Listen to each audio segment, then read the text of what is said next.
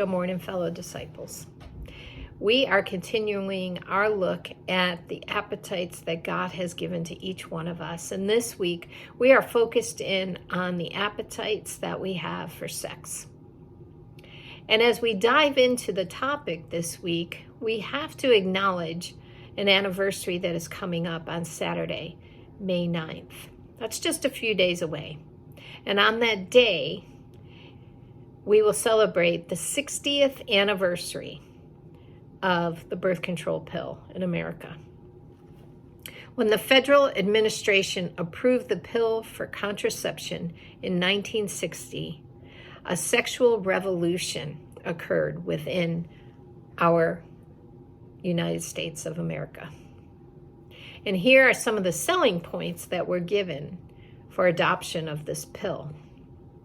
Women were told that they could finally be freed from the slavery of pregnancy.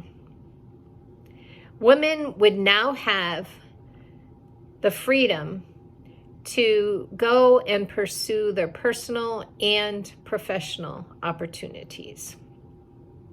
Men were told that they would now be freed from having to maintain any kind of contact with any woman that they had sex with.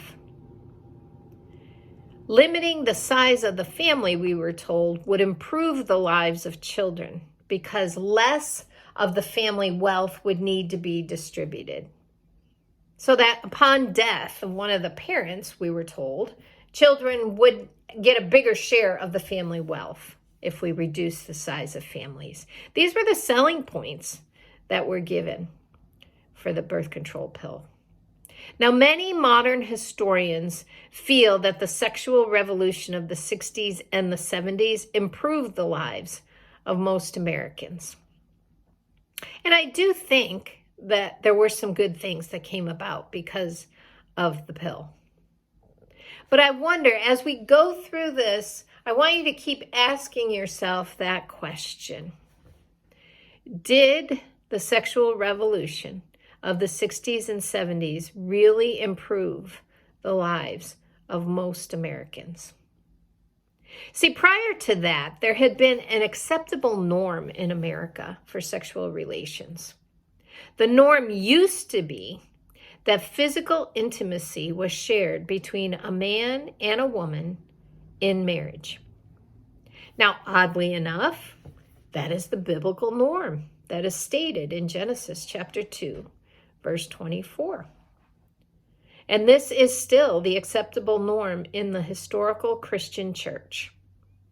That is the norm that we accept in the church for sexual relations. We uphold the word of God on this matter. Now, when God presented the first man with a suitable companion, we saw the man was thrilled.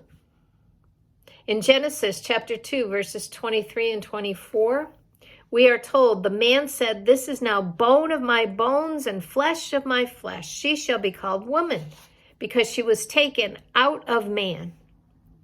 And for this reason, a man shall leave his father and his mother and be joined to his wife, and they shall become one flesh." That had been the acceptable norm in America for sexual relations. That had been and is still the acceptable norm for sexual relations within the historical Christian church. Mary Eberstadt wrote these words about the sexual revolution.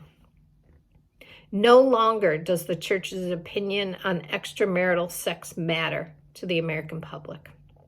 In fact, most church-going believers find it offensive that any person in any church should even suggest what people do with their bodies." You see, in the 60s and 70s, the acceptable norm in America changed. It had always been that sex was between one man and one woman in marriage.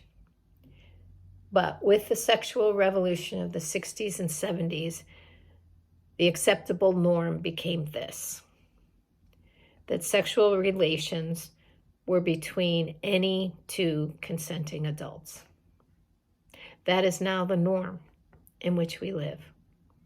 That is now the norm in America. And so as we travel through this week and look at what happened during the sexual revolution, we'll be looking at this appetite that we have for sex. And tomorrow we're going to see some of the losers that came about as the sexual revolution took off in America. I hope you'll be here for the rest of this discussion. So I'll see you tomorrow.